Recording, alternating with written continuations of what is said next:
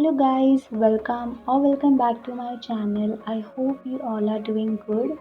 So today's video is not going to be any DIY room decor. So today in this video we are going to see how to make these different shapes of scrapbook base.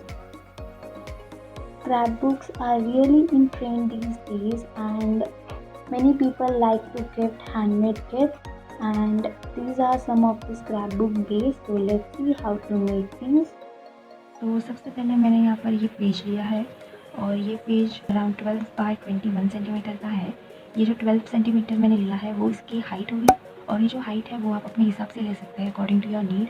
अगर आपको 10 centimetre का, 15 centimetre का, 21 centimetre का जो size का आपको बनाना है वो आप बना सकते हो। और इसकी जो विड्थ है वो 21 सेंटीमीटर है और ये विड्थ से 21 सेंटीमीटर विड्थ से हम 7 बाइंडर्स बना सकते हैं। लाइक हमारा जो स्क्रैपबुक बनेगा वो 7 पेज का होगा including the front end back side. मैं आपको एक एग्जांपल बताती हूँ।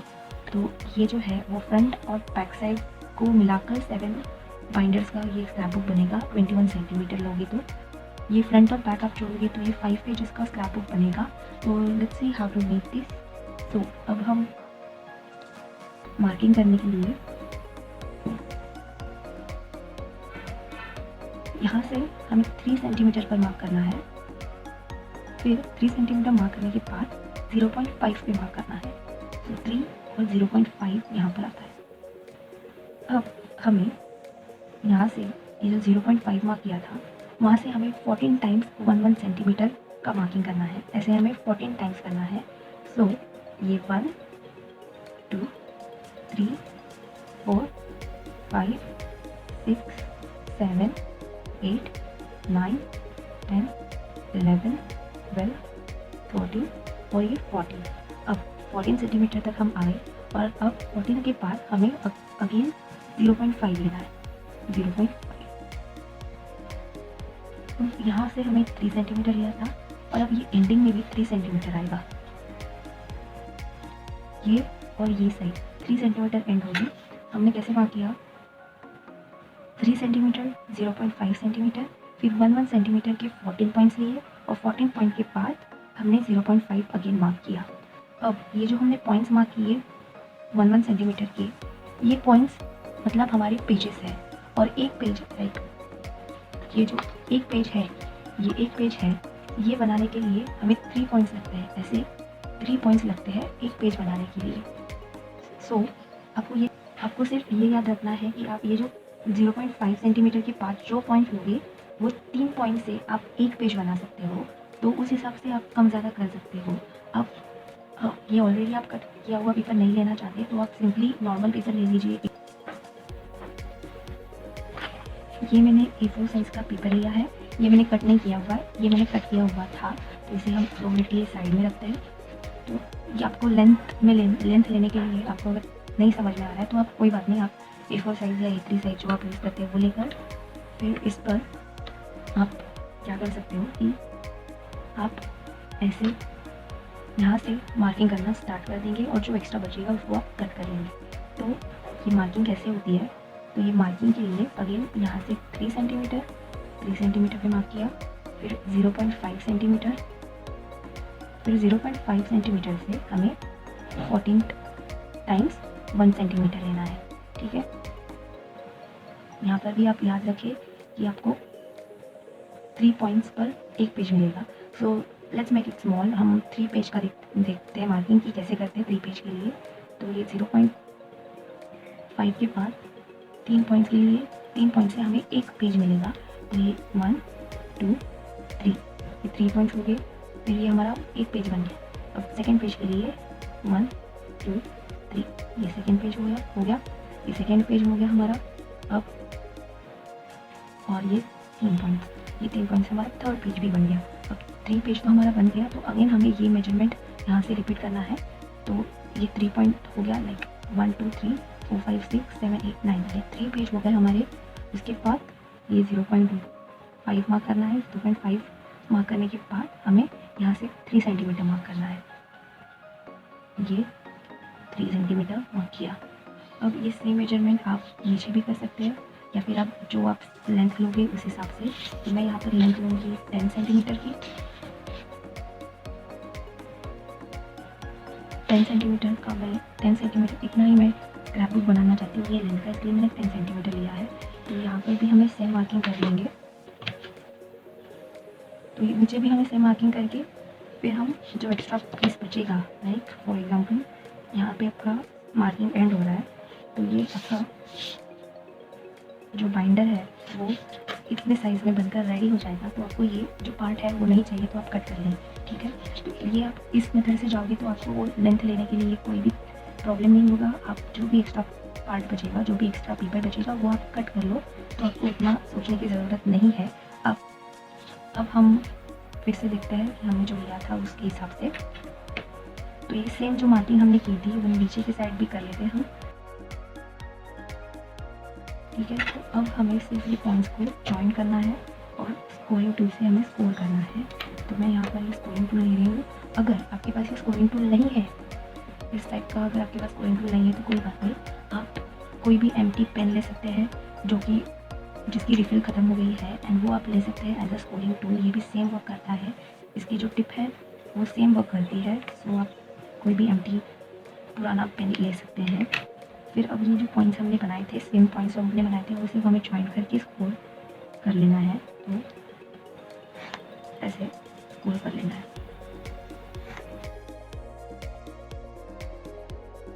ये स्कोर कर लेने के बाद अभी हमें इन्हें फोल्ड करना है। तो ये फोल्ड करने की भी एक टेक्निक है। तो अब देखिए कि ये 3 सेंटीमीटर पे जो किया था उसे हम फोल्ड करेंगे। पहले ये फोल्ड किया, उसके बाद 0.5 जो मार्किंग था उसे फोल्ड कर लेंगे। अब ये जो है, ये जो मार्किंग है फर्स्ट उसे हम ऊपर उठाएंगे कुछ इस तरीके से, ठीक है। ये 0.5 की मार्किंग यहाँ पर है और उसकी ठीक बाद की जो मार्किंग है उसे हम इस तरह से पिंच कर ऊपर उठाएंगे, ठीक है, और इसे भी फोल्ड कर लेंगे। अब ये जो हमारा बना उसके बाद वाले को छोड़कर ये वाला पॉइंट हमें लेना है।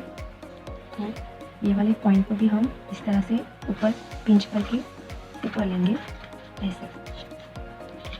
इसे भी हम फोल्ड करते हैं। अगेन ये बन गया। उसके ठीक बाद वाला हमें नहीं लेना है, उसके बाद के बाद वाला लेना है। तो ये छोड़कर ये लाइन लेनी है हमें। अगेन इसे भी फोल्ड कर लेंगे, ठीक है। ऐसे ही हमें बाकी के भी कर लेना है। तो एक लाइन छोड़कर सेकेंड लाइन, एक लाइन छोड़ के सेकेंड लाइन, इस तरीके से हमें करनी है। अब इसके बाद ये 0.5 की मार्किंग आती है, ठीक है। ये 0.5 की मार्किंग भी हम अंदर फोल्ड कर लेंगे। तो ये हो गया। अब आपको सिर्फ ये जो जिगजैग जो पार्ट्स दिख रहे हैं उन्हें आपको ग्लू से स्टिक करना है इस तरीके से। ऐसे आपको वो दो पार्ट्स को स्टिक करना है जिससे ये बाइंडर कंप्लीट हो जाएगा। तो ये जो जिगजैग पार्ट्स हैं उन्हें हम स्टिक कर लेते हैं। अब पीछे की साइड से जो पार्ट नीचे है उन्हें हमें स्टिक करना है। जो पार्ट ऊपर है उन्हें ग्लू नहीं लगाना है, सिर्फ जो पार्ट नीचे की तरफ गए हैं उन्हें ग्लू लगाकर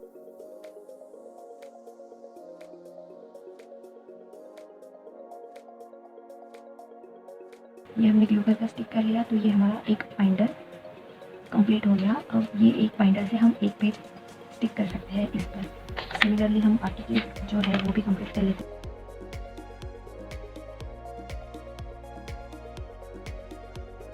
तो ये हमारा बाइंडर रेडी है। ये बाइंडर से आप अब कोई भी स्क्रैप बुक बना सकते हैं, लेकिन अभी फ़िलहाल एक स्टेप बाकी है। वो स्टेप कंप्लीट करने के बाद हमारा बाइंडर बिल्कुल रेडी हो जाएगा। तो वो स्टेप है कि अब हमारा बाइंडर जो है वो स्टर्डी नहीं है। अगर आप ऐसे ही अगर आप यूज़ कर लेंगे तो ये इस तरीके से हो जाएगा। इसको कोई सपोर्ट नहीं है पीछे से। अब वो सपोर्ट लाने के लिए हम एक पेपर यूज़ करेंगे, ठीक है। तो ये पेपर कोई भी साइज़ का ले लो आप, बाकी हम कट कर लेंगे जो भी एक्स्ट्रा बचेगा वो। अभी ये जो है हमारा, इसे सपोर्ट, ये जो बैक साइड है इसे हमें सपोर्ट देना है। उसके लिए हम ये पेज यूज़ करेंगे। तो सिंपली आपको ये जो है इसे एक पेज पर स्टिक कर लेना है इस तरीके से।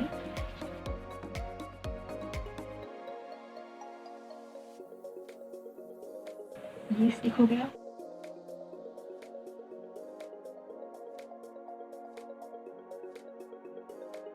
इसके बाद जो हमारा ये जो एक्स्ट्रा बचा है इसे भी हम कट कर लेंगे। ठीक है, तो ये बाइंडर रेडी है।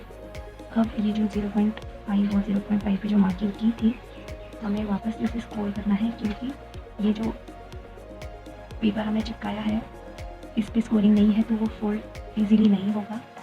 बस इसीलिए हमें ये 0.5 पे फिर से स्क्रॉल करना है ताकि जो हमने पेपर लगाया है वो इजीली फोल्ड हो जाएगा।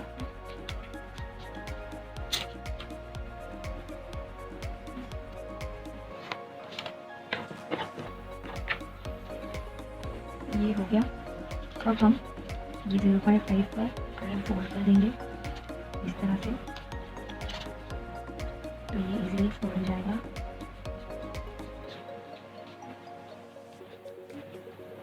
सेम थिंग हम ये वाली साइड से दिखाएंगे। ये भी हो गया। और ये हमारा बाइंडर रेडी है।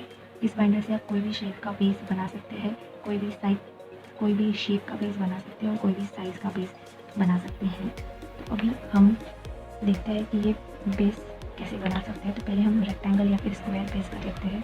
अब ये जो हमने बाइंडर जो बनाया है वो हमने 12 सेंटीमीटर लिया था हाइट में, तो जो आप पेपर यूज़ करोगे वो भी आपका 12 सेंटीमीटर ही होगा।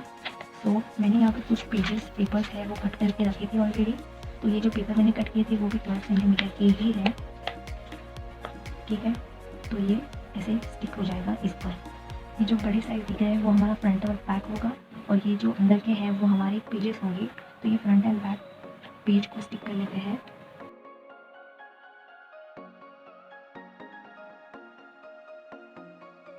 इसी तरीके से हमें ये जो फ्लैप्स है उस पर हमें पेजेस स्टिक करने हैं। तो ये बहुत सिंपल है, आपको सिर्फ एक एक फ्लैप के एक एक साइड पे ग्लू लगाकर पेपर स्टिक करने हैं। और ये पेपर अगर हम इसे रखकर स्टिक करेंगे,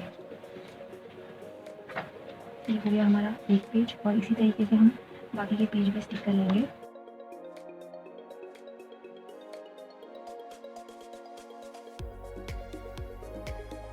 और ये हमारा स्क्वायर बेस बनाकर रेडी है। इसी तरीके से आप रेक्टेंगल शेप का भी बेस बना सकते हैं। ये स्क्रैप बुक बेस बनाना बहुत इजी है, बस आपको ये बाइंडर्स बनाना आ जाएगा तो आप कोई भी शेप का बेस इजीली बना सकते हैं।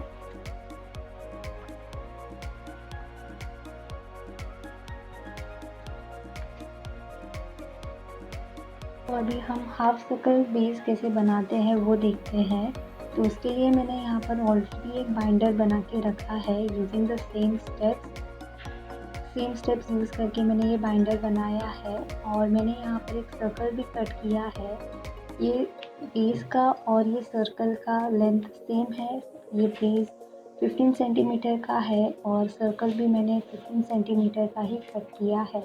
अगर आपको नहीं आता कि आप सर्कल का साइज़ कैसे कट करें, तो आप सिंपली जो भी साइज़ का आप सर्कल चाहते हैं उसकी हाफ साइज़ राउंडर पे ले। लाइक फॉर एग्ज़ाम्पल आप अगर 10 सेंटीमीटर का सर्कल चाहते हैं तो मैंने यहाँ पर 5 सेंटीमीटर राउंडर पे लिया है और उस हिसाब से मैं यहाँ पर सर्कल बनाती हूँ। तो ये सर्कल मेरा 10 सेंटीमीटर का ये सर्कल बनके रेडी है। इसी तरीके से मैंने ये 15 सेंटीमीटर का सर्कल कट कर लिया है और अब मैं इसे हाफ में फोल्ड करूँगी।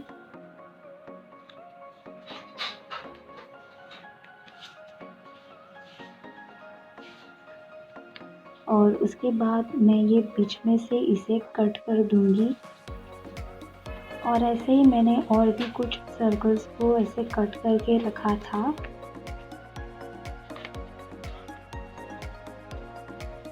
और अब इन्हें 1 बाय 1 इस बाइंडर पे इस तरीके से स्टिक कर दूँगी।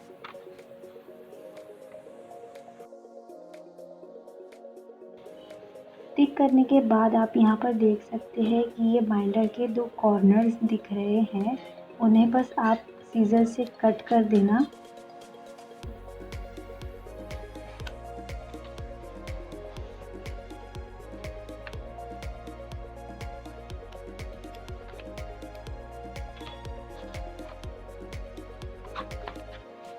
और सिमिलरली मैं ये बैक साइड में भी रिपीट करूँगी। और जैसे हमने पहले वाले स्क्रैप बुक बेस के पेजेस स्टिक किए थे, वैसे ही इस वाले बेस के पेजेस भी स्टिक कर लेंगे।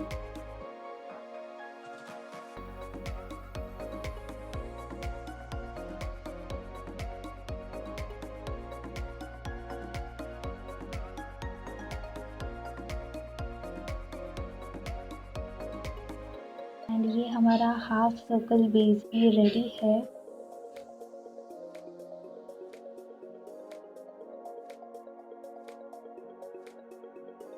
अभी हम सर्कल शेप का स्क्रैप बुक देखते हैं। तो मैंने ऑलरेडी यहाँ पर एक बाइंडर बनाया है। ये बाइंडर मैंने छोटी साइज़ में बनाया है क्योंकि मैं ये बेस छोटा बना रही हूँ, लेकिन आप कोई भी साइज़ का बना सकते हैं।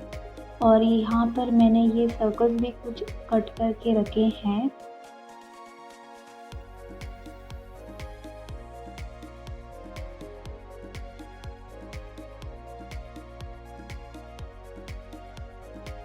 अब जब आप ये सर्कल्स बाइंडर पे जब स्टिक करेंगे तो आपको ध्यान रखना है कि आप इस तरीके से ना स्टिक करें, तो ये बाइंडर्स के ये जो पार्ट है वो दिखेंगे।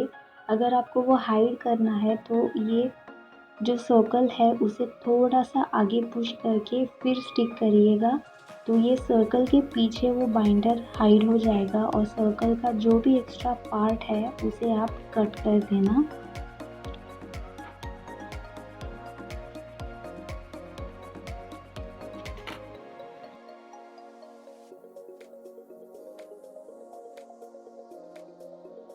इसी तरीके से हम सेम स्टेप्स बैक साइड में भी फॉलो करेंगे।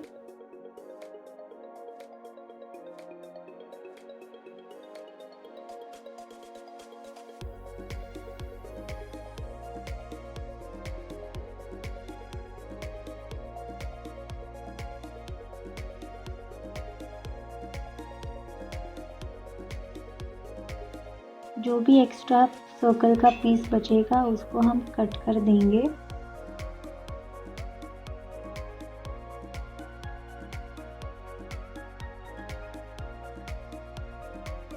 अब ये जो पेपर भी हम स्टिक करेंगे वो भी हमें थोड़ा सा एक साइड से कट करना है ताकि वो भी सिमिलर लगे।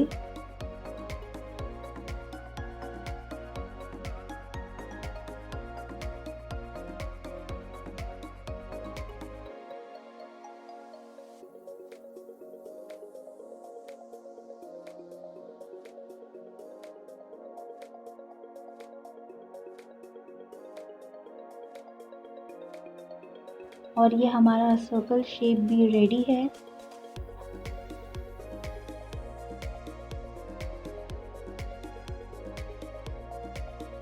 Now let's see how to make the hexagon shape।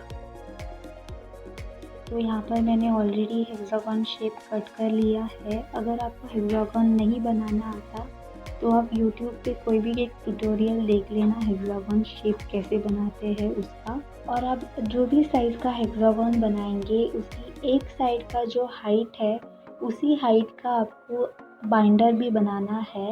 Like for example मेरा जो हेक्सागन है उसकी एक साइड का लेंथ है 6 सेंटीमीटर, तो मैंने 6 सेंटीमीटर के हाइट का ही बाइंडर बनाया है। और हमें 1 बाय 1 अगेन पेजेस बाइंडर पे स्टिक करने हैं।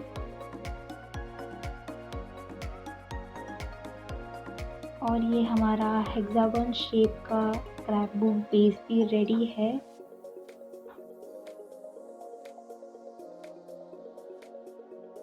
तो अभी हम हार्ट शेप देखते हैं। तो यहाँ पर मैंने कुछ हार्ट शेप कट करके रखे थे। मैंने एक पेपर पे हार्ट शेप का टेम्पलेट बनाया और उस टेम्पलेट के हेल्प से मैंने बाकी के शेप्स भी कट कर लिए। अभी जब भी आप हार्ट शेप का स्क्रैप बुक बनाते हैं तब आपको ये ध्यान रखना है कि पहले आप हार्ट शेप का पेज कट कर ले, उसके बाद ही आप उसका बाइंडर बनाएं, क्योंकि बाइंडर की जो हाइट है वो डिपेंड करेगा आपके हार्ट के शेप पे। तो मैंने जो हार्ट शेप कट किया है उसकी ये वाली जो साइड है वो साइड की जो हाइट है उस हाइट से ही मैं अपना बाइंडर बनाऊंगी। तो मेरा अराउंड ये 5 to 6 सेंटीमीटर आ रहा है, तो उसी हाइट का मैंने ये स्क्रैप बुक बेस भी बनाया है।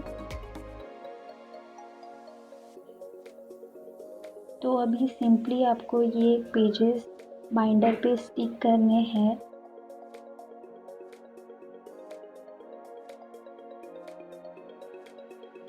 लेकिन यहाँ पर ध्यान रखें कि आपको इस तरीके से नहीं स्टिक करना है, बल्कि ये जो हार्ट का पॉइंट है उसे यहाँ पर इस तरीके से रख कर थोड़ा सा टिल्ट कर कर स्टिक करना है, ताकि जो बाइंडर है वो हार्ट के पीछे हाइड हो जाए। और उसी तरीके से हम बाकी के पेजेस भी स्टिक कर लेंगे।